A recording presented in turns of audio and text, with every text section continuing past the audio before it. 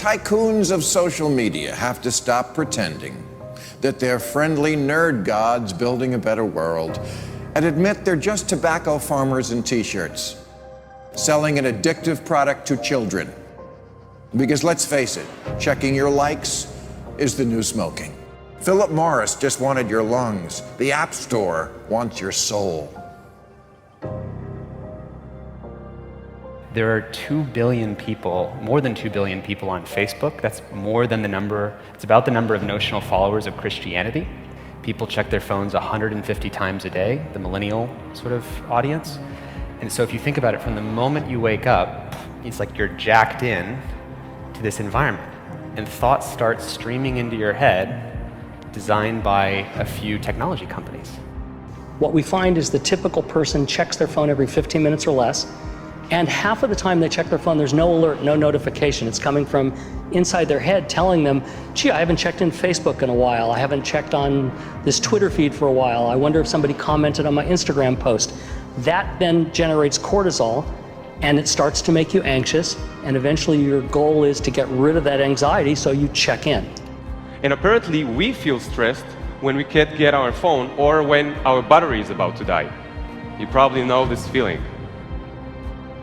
And a research done in Australia among 3,000 people under the age of 30 found that 9 out of every 10 admit to feel this anxiety while having his battery dying.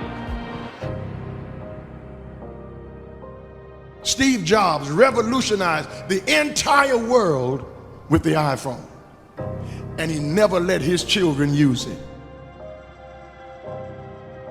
because he did not want them dependent on technology.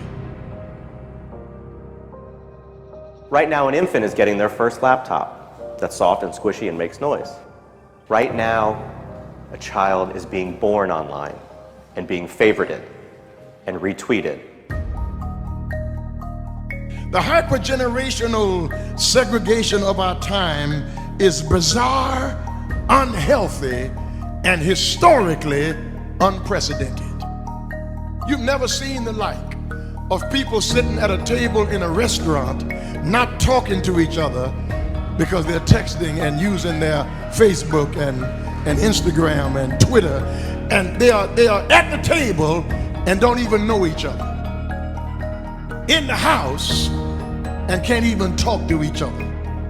And the pressure that's on us to be like everybody else is so great that everybody tries to live like they're in a reality show.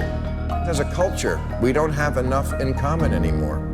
And that's because the internet, which was supposed to unite the world, has become too adept at serving us personalized content. Do you know what I saw on Yahoo's front page this morning? No, you don't, because mine isn't the same as yours. People get news feeds now that just spit back customized stories based on what we've clicked on in the past. We are great consumers, but poor producers.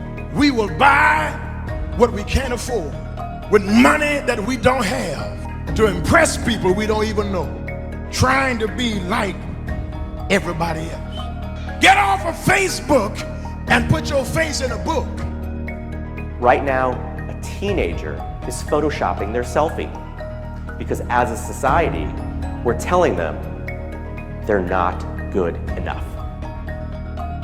Right now, influencers encourage narcissism without knowing the breadth and depth of their impact on their audiences. Right now, 40,000 spectators are in an Olympic football arena watching a competitive esports competition because this is this generation's football match. There's always this narrative that technology is neutral and it's up to us to choose how we use it. This is just not true.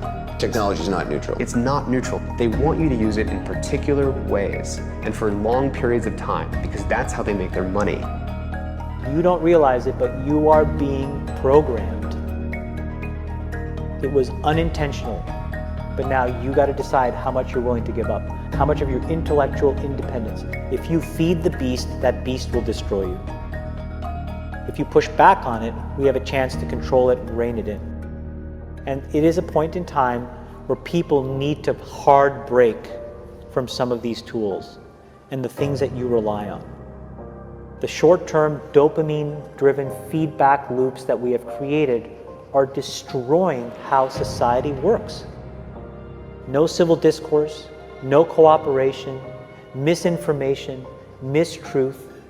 And it's not an American problem. This is not about Russian ads. This is a global problem. I challenge everyone to try going 1 week without social media. Don't let your phone and social media control you.